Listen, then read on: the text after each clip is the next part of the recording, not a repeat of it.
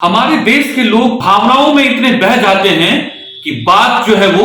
बात की बतंगर हो जाती है, या फिर यूं कहें कि जो बात बहुत ज्यादा जिसकी अहमियत नहीं दी जानी चाहिए उस बात को इतनी अहमियत दी जाती है कि जिस मुद्दों को अहमियत दी जानी चाहिए वो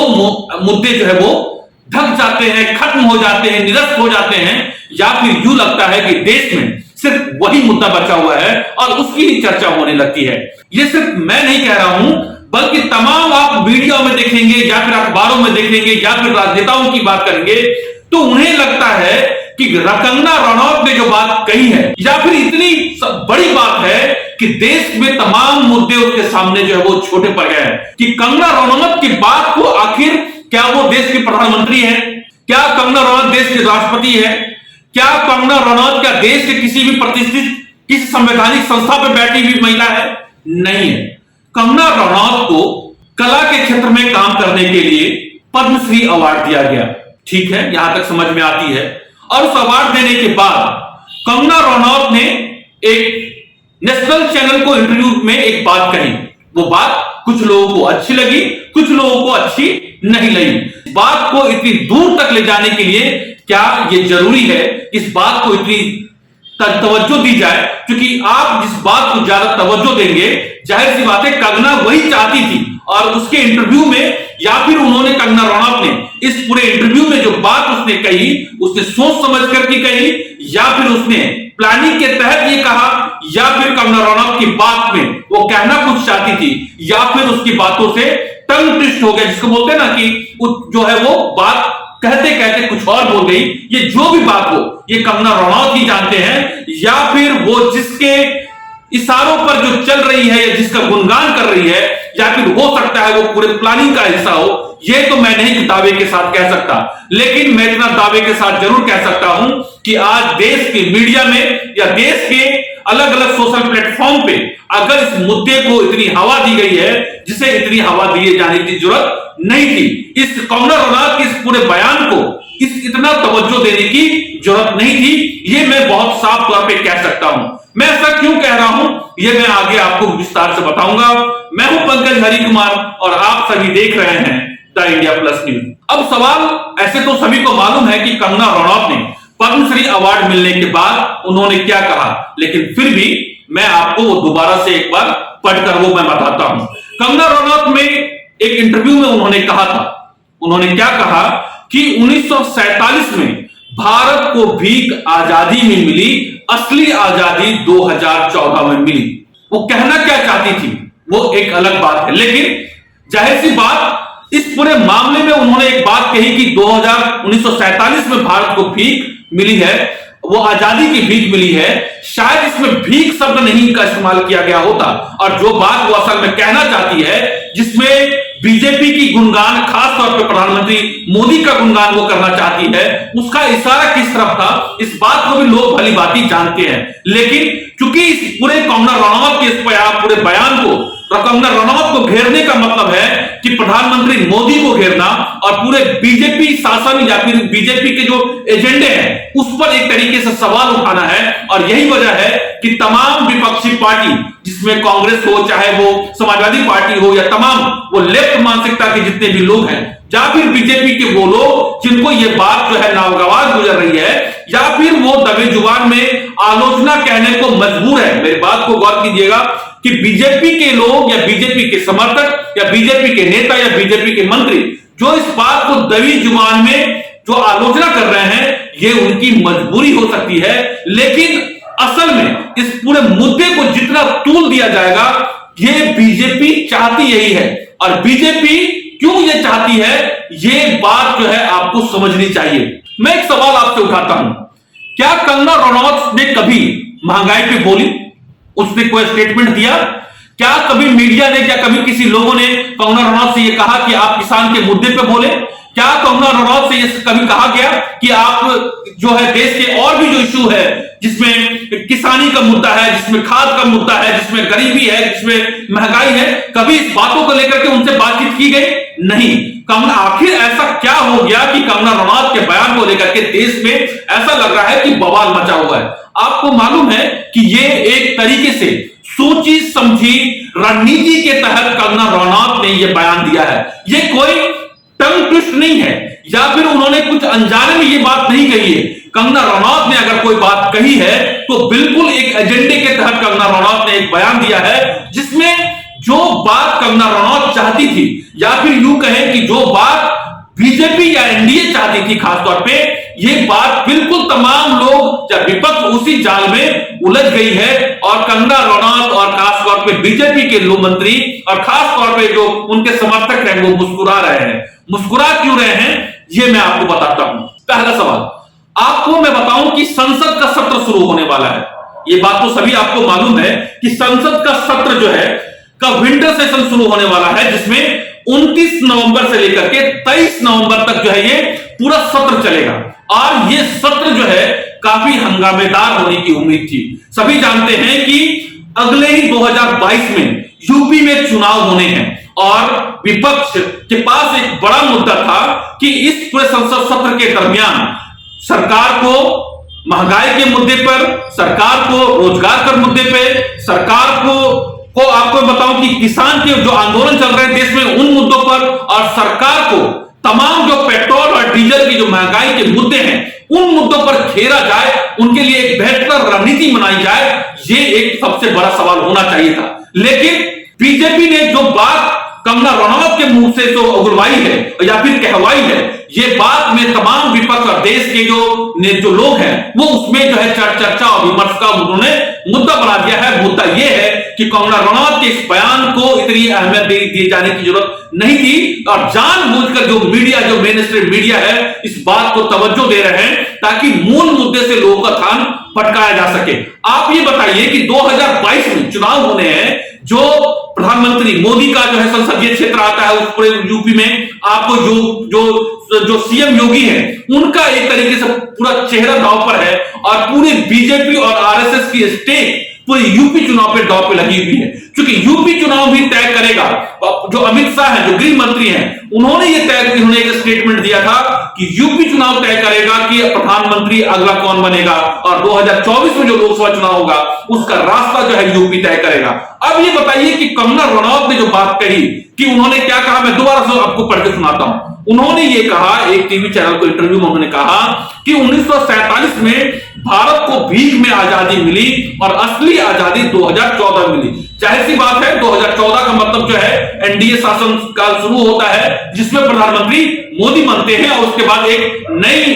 एरा की शुरुआत होती है, जिसमें तमाम वो मुद्दे जो बीजेपी के एजेंडे में थे, जिसमें राम मंदिर, इसके अलावा 370, इसके अलावा जो है आपको बताऊं कि कॉमन सिविल, इन तमाम मुद्दों को लेकर के जो है वो फ्रंट फुट पे रही है और उन्होंने अपने एजेंडे को लागू किया है। और आरएसएस लगातार आरएसएस के एजेंडे, आरएसएस की विचारधारा, आरएसएस के लोग, आरएसएस की शाखाएं ग्राउंड लेवल पे जो है एक तरह की जमीनी स्तर पर गांव-गांव तक जो है वो पहुंच रही है। और बीजेपी चाहती क्या है? बीजेपी चाहती यही है कि वो उनके लिए ये सबसे उपजाऊ जमीन है। जो बयान कंगना रनौत ने दिया है ये उनके लिए सबसे उपजाऊ जमीन है, जहां पर बीजेपी को बैटिंग करना और विपक्ष को हारना है, ये सभी जानते हैं। और ये तमाम चुनाव जितने हुए हैं, जिस भी इस मुद्दे पे कांग्रेस हो या तमाम विपक्षी दल जो है उसमें मुंह की खाती रही है, लेकिन इसके बावजूद भी जो है विपक्ष, कांग्रेस हो, समाजवादी पार्टी हो, बसपा हो, आरजेडी हो, तमाम जितने भी नेताएं हैं उनके समर्थक जो है इस मुद्दे पर वो अपनी कूद पड़े हैं। जैसे लगता है कि कंगना रनौत को हरा दिया या कंगना रनौत को जो है एक तरीके से गलत साबित कर दिया, कंगना रनौत को घेर दिया तो उन्होंने प्रधानमंत्री मोदी को हरा दिया या फिर उनके जो है सरकार को गिरा दिया। इस तरीके से पूरा बवाल मचाया जा रहा है, पुतले जलाए जा रहे हैं और बयानबाजी का स्तर भी नीचे गिर रहा है। आपको बताऊं कि क्या इस देश में कोई मुद्दे नहीं है?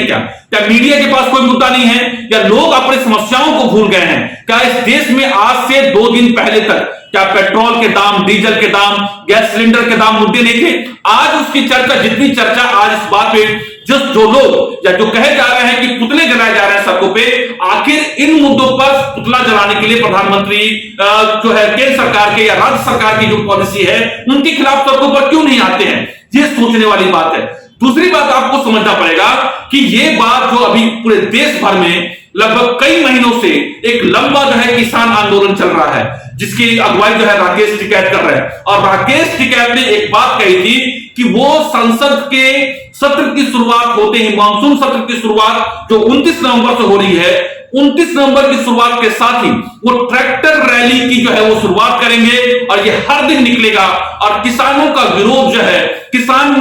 संगठनों का विरोध जो है और तीव्र होगा। तो जाहिर सी बात है कि ये दिल्ली एनसीआर के इलाकों में जो किसान आंदोलन बहुत मजबूती से बहुत लंबे समय से चल रहा है, ये सरकार के लिए एक परेशानी का सबब जो है वो हो सकता था। और आप ये देखिए कि क्या जबरदस्त टाइमिंग है, इस टाइमिंग को देखिए कि संसद से सत्र से कुछ दिन पहले तमाम जो मुद्दे हैं, जिस पर जो आम लोगों से जुड़े हुए मुद्दे हैं, उनकी हवा निकालने के लिए मीडिया जो है या फिर जो तमाम विपक्षी पार्टी इस मुद्दे को और हवा दे रही है। कंगना रनौत के एक बयान को इतना तूल दिया जा रहा है जो कि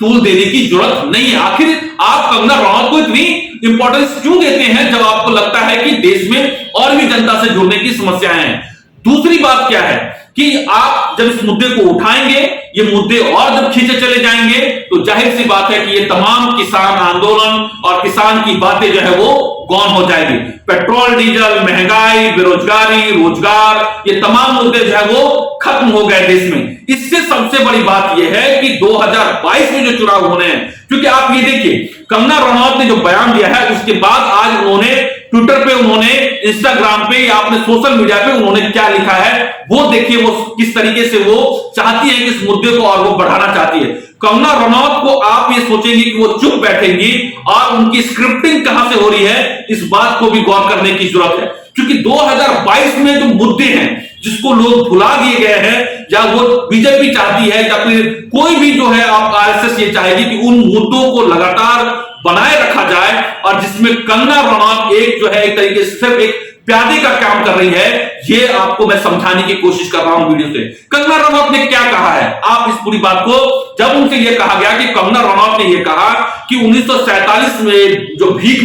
में आजादी मिली है, असली आजादी 2014 मिली। आखिर इसका मतलब यह है कि 2014 का मतलब यह है कि वो प्रधानमंत्री मोदी की तारीफ कर रही थी, एनडीए सरकार की तारीफ कर रही थी, और उनका कहना है कि जिस तरीके से अपीजमेंट और जिस तरह की देश की अर्थव्यवस्था और गरीबी तंगहाली रही है और जिस तरह का शासन चल रहा है, उससे बेहतर नए तरीके से नए भारत का निर्माण हो रहा है, वो प्रधानमंत्री मोदी की अगुवाई में हो रहा है। वो कहना ये चाहती थी, और यही बात वो कह रही है कि जो 1947 में जो आजादी मिली, अगर उन्होंने शायद भीख शब्द का इस्तेमाल नहीं किया होता तो शायद ये इतनी बड़ी बात नहीं होती, या फिर उन्होंने इस बात को जानबूझकर बोला, या फिर उनसे वो जुबान से वो ट्विस्ट हो गई बात, ये बात तो मैं नहीं कह सकता। लेकिन इस मुद्दे को लेकर के कंगना रनौत कम से कम खुश है कि महाराष्ट्र में जो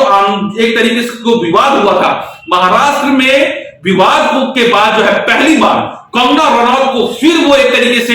लाइव कैमरा एक्शन, एक तरीके से सेंटर फोकस है कंगना रनौत, और वो यही चाहती थी जो लगातार उन्हें जो है इस तरह की वो चाहती है सुर्खियों में बनी रहे, और लगातार इस तरह की सुर्खियां कंगना रनौत को वीरांगना, लक्ष्मीबाई रानी, या फिर एक तरीके से हिंदुत्व की नए चेहरे के तौर पे महिमा मंडित किया जा रहा है, या फिर उनको एक तरीके बड़ी महिला वीरांगना के तौर पे, उनको मजबूत महिला के तौर पे जो है प्रस्तुत किया जा रहा है। और जितना वो इस तरीके से इस मुद्दों को और उछाला जाएगा, कंगना रनौत उतनी ही मजबूती से आएगी, और एक खास विचारधारा के लोग कंगना रनौत को उसी मजबूती के साथ जो है वो आपको सपोर्ट करते हुए दिखेंगे, और एक तरीके से कहीं न कहीं सरकार के तौर पे भी देखे, चाहे वो केंद्र सरकार भी हो, इसमें बहुत कुछ आपको इस पे रिएक्शन आपको मिलता हुआ आपको वहां पे नहीं दिखेगा। जिसमें कंगना रनौत को एक लिखी लिखाई स्क्रिप्ट मिली, जमीन है वो तैयार जो है वो बीजेपी के लिए कर रही है, जिसमें लोकसभा सत्र और आने की विधानसभा चुनाव जो यूपी में होने हैं, उसमें एक तरीके से ये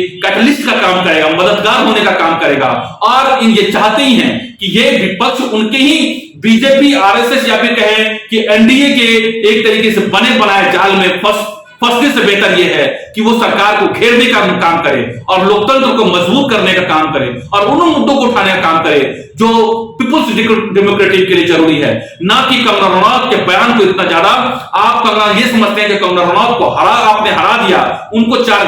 बुरी बात कह दी, आपने 4 उनको गाली दे दी, तो इससे प्रधानमंत्री मोदी की सेहत पर कोई असर पड़ेगा, या फिर प्रधानमंत्री मोदी जो है केंद्र सरकार गिर जाएगी, या फिर आपको ये तमाम वामपंथियों विपक्षियों को ये लगता है कि इससे प्रधानमंत्री मोदी की सत्ता चली जाएगी, तो ऐसा बिल्कुल भी नहीं है, बल्कि इससे वो और मजबूत होंगे, क्योंकि ये उनका सबसे